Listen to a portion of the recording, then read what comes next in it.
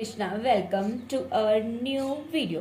ठीक है, तो अब देखते हैं हम एक्सरसाइज 4.3, इसके हम सभी क्वेश्चंस करेंगे। फर्स्ट क्वेश्चन देखो क्या कह रहा है, find the nature of root. अब रूट्स का नेचर कैसे निकालते हैं ये जानने के लिए पहले आप इससे पहले वाली वीडियो देखिए। ठीक है, उसमें बताया गया है कि रूट्स का नेचर किस टाइप से निकालते हैं।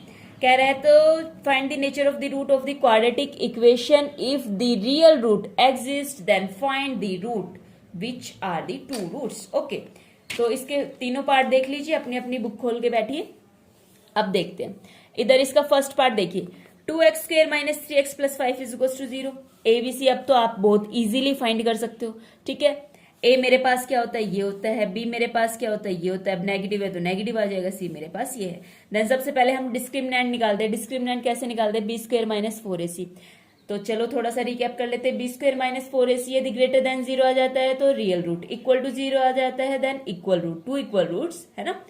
एक बात नोट रखना कि रूट इसके दो ही होंगे। ठीक है, क्वाड्रेटिक इक्वेशन है ना, जितनी इधर पावर होती है ना हाईएस्ट उतने ही रूट होते हैं। क्यूबिक इक्वेशन होती पावर इसकी 3 होती ना, देन इसके कितने रूट होते, मेरे पास 3 रूट होते। ठीक है, and b² minus 4ac less than 0 then the no real root exist. तो सिंपली कुछ नहीं करना, सिर्फ इसके अंदर b² माइनस 4ac में वैल्यू पुट करके देखनी है सबसे पहले।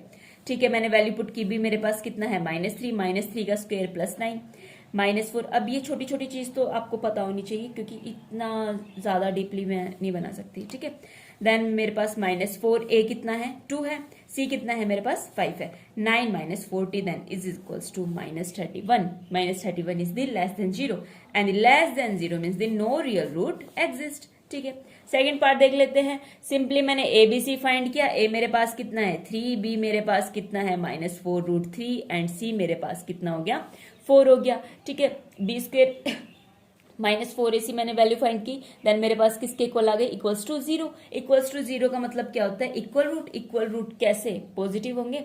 ठीक है, तो इनकी वैल्यू फाइंड करते हैं, कैसे निकालते हैं।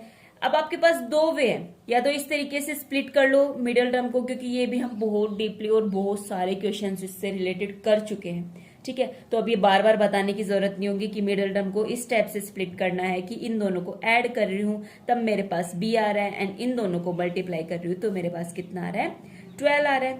ठीक है, या फिर दूसरा तरीका बताया गया था, ये सबसे सिंपल है। यदि इसको स्प्लिट नहीं करना आता ना, सिंपली इसके अंदर वैल्यू पुट करो एंड देन इसको क्या कर दो, सोल्व कर दो।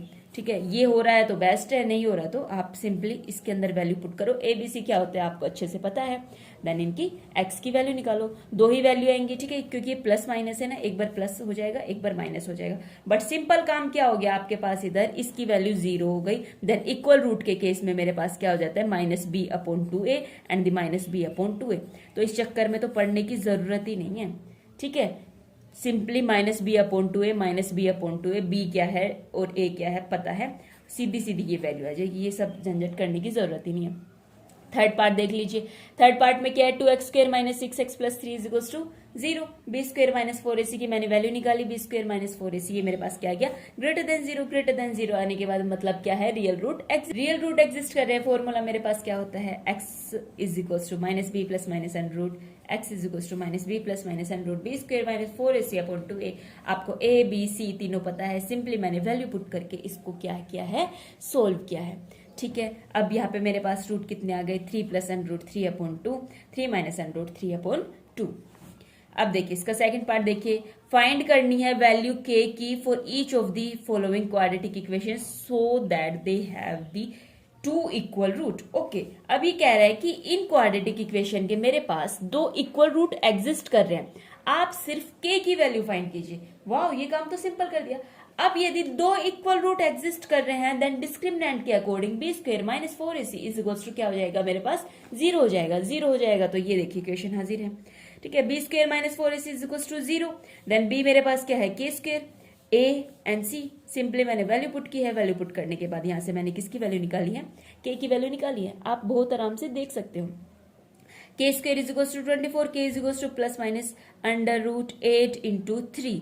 8 को मैं क्या लिख सकती हूँ, 4 इंटू 2 एंड 3। फिर मैंने 4 अलग कर लिया। क्यों किया है, ताकि √4 की वैल्यू मुझे पता है 2 होती है, ताकि मैं इस 2 को इजिली बाहर निकाल सकूं। ठीक है, √6 इसका कुछ नहीं हो सकता तो वही तो अंदर ही रहेगा। ठीक है। फिर अब देखो B square minus 4ac is equal to 0, ये होता है। सिंपली मैंने इसकी वैल्यू पुट की, वैल्यू पुट करने के बाद मेरे पास के की वैल्यू आ गई है। के की वैल्यू क्या आई है, एक तो आई है मेरे पास 0, लेकिन एक के की वैल्यू आई है 6। अब देखते हैं क्वेश्चन क्या कह रहे हैं। क्वेश्चन में इसकी ग्रेटर देन 0। अब दो रूट मेरे पास 0 0 तो नहीं हो सकते, देन दो रूट मेरे पास क्या हो जाएंगे, नो सॉरी के इज इक्वल टू यहाँ पे मेरे पास 6 ही कंसिडर होगा, 0 कंसिडर नहीं होगा, ठीक है। अब थर्ड देखते हैं। Is it possible to design a rectangular mango grove whose length is twice its breadth and the area is 800 metre square. कह रहा है क्या ये पॉसिबल है एक रेक्टेंगुलर मैंगो का ग्रोव इस टाइप का जिसकी लेंथ जो है वो ट्वाइस हो जाए उसकी ब्रेथ से, और एरिया मेरे पास कितना हो जाए 800 मीटर स्क्वायर। देन फाइंड करो उसकी लेंथ एंड ब्रेथ। ऐसे क्वेश्चन भी हम बहुत सब देख चुके हैं। क्या जो चीज नहीं पता उसी चीज को ही हम कोई भी वेरिएबल कंसिडर कर लेते हैं। यहाँ पे मेरे को लेंथ नहीं पता, x कंसिडर कर लिया, ब्रेथ भी नहीं पता तो वो मैंने y कंसिडर कर लिया। क्वेश्चन में क्या कह रहा है कि its length is equals to twice of its breadth and area is 800 metre square, ठीक है। तब रेक्टेंगल का एरिया क्या होता है, l इंटू बी, देन वही मैंने किया है l into B is equals to 800 square. अब x की जगह मैंने क्या वैल्यू पुट कर दी 2y, then 2y square is equals to 800, y square is equals to 400 and y is equals to plus minus 20। अब लेंथ जो है नेगेटिव नहीं हो सकती, देन ये पार्ट हट गया एंड 20 और 40 ये मेरे पास क्या हो गई, इसकी लेंथ हो गई एंड ब्रेथ हो गई, ठीक है। अब देखते हैं, देखना इधर लेंथ मेरे पास 40 आई है एंड ब्रेथ मेरे पास कितनी आई है 20। देन x एंड y लिखते हैं ना, तो इसको 40 एंड 20 लिखेंगे, 20 एंड 40 नहीं लिखेंगे, ठीक है। x इंटू वाई लिखते हैं इस टाइप से, या फिर सिंपली इसको ऐसे लिख दो कि लेंथ मेरे पास कितनी हो जाएगी 40 एंड जो ब्रेथ मेरे पास कितनी हो जाएगी इसकी 20 हो जाएगी, ओके। अब नेक्स्ट क्वेश्चन देखिए, question number 4। Is the following situation possible, ठीक है। नीचे दी हुई सिचुएशन क्या पॉसिबल होगी, इफ सो यदि होगी then determine their present age, ठीक है। उनकी प्रेजेंट एज फाइंड करनी है। The sum of the age of the two friend is the 20 year. दो दोस्त की एज का सम मेरे पास 20 ईयर है। 4 ईयर एगो, 4 साल पहले the product of their age was the 48। 4 साल पहले उनकी एज का प्रोडक्ट मेरे पास कितना था 48। तो क्या नहीं पता मेरे को, फ्रेंड की एज नहीं पता, दोनों फ्रेंड की एज नहीं पता, तो दोनों फ्रेंड की एज मैंने कंसिडर कर ली है क्या, x एंड y। फिर कह रहा है some of their age is the 20, उन दोनों की एज का सम कितना है 20 है। देन दोनों की एज को मैंने ऐड किया, मेरे पास कितना आ गया 20 आ गया। 4 साल पहले दोनों की एज मेरे पास कितनी हो जाएगी x minus 4 and y minus 4। कह रहा है 4 साल पहले उन दोनों की एज का प्रोडक्ट मेरे पास कितना था 48 का। इसको सिंपली मैंने मल्टीप्लाई किया, मल्टीप्लाई करके मेरे पास ये आ गया। अब ये चीज मैं इतनी फास्टली क्यों बता रही हूँ, समझ पा रहे हो, क्योंकि जिसने स्टार्टिंग से सारी वीडियो देखी है ना उसके लिए इजी होगा। मेरे पास दो इक्वेशन हो गई है, ठीक है। इक्वेशन नंबर 2 मेरे पास क्या हो गई, X Y minus 4 X minus 4 Y is equals to कितनी 32, ठीक है। अब फर्स्ट इक्वेशन से x is equals to 20 minus Y कर दिया, ठीक है। x plus Y is equals to 20 था, then x is equals to 20 minus Y मैं लिख सकती हूँ, ठीक है, बिल्कुल लिख सकती हूँ। देन वो x की वैल्यू मैंने इस सेकंड इक्वेशन में पुट की। सेकंड इक्वेशन में पुट करने के बाद मैंने इनको सिंपली क्या किया है, मल्टीप्लाई किया है। मल्टीप्लाई करने के बाद मेरे पास क्या आ गया है, ये एक क्वाड्रेटिक इक्वेशन आ गई है। ये क्वाड्रेटिक इक्वेशन आ गई है, इसका ये सब झंझट करके मिडिल टर्म को स्प्लिट करके ये सब अब बोरिंग काम लगेगा, क्योंकि अब आपके पास एक जादू फॉर्मूला आ चुका है जो क्या है minus B plus minus under B square minus 4ac divide by 2a। Simply इसके अंदर वैल्यू पुट कीजिए और देखिए। और सबसे पहले तो आप सबसे समझदारी वाला काम करना कि बी स्क्वायर माइनस 4ac से ही फाइंड कर लेना, ठीक है। इतना सब करने की भी जरूरत नहीं होगी, यदि ज्यादा दिमाग लगाओगे ना तो ही ये करोगे, वरना समझदारी से करोगे ना then B square minus 4ac की ही वैल्यू फाइंड कर लोगे ना, उधर से ही मिलेगा कि less than zero. Less than zero मतलब नो रियल रूट, देन उधर से ही आप लोग लिख सकते हो नो, ऐसी कोई वैल्यू एग्जिस्ट नहीं करेगी और ये चीज मेरे पास क्या नहीं होगी, पॉसिबल नहीं होगी। अब इसका लास्ट क्वेश्चन देखिए, लास्ट क्या कह रहा है, is it possible to design a rectangular park जिसका पेरीमीटर मेरे पास कितना है 80 है एंड एरिया मेरे पास कितना है 400 मीटर स्क्वायर है, ठीक है। इनकी यूनिट मत भूला करो, ठीक है, यूनिट बिल्कुल याद से लगानी है क्वेश्चन में, ठीक है।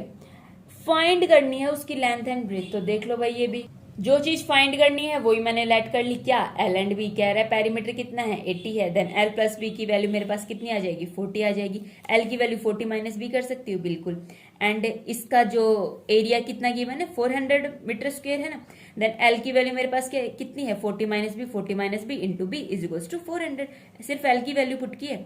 ठीक है, इसको सिंपली मैंने मल्टीप्लाई किया, मल्टीप्लाई करने के बाद तब मैं इसको सोल्व करूंगी ना, then B is equals to 20 हो जाएगा।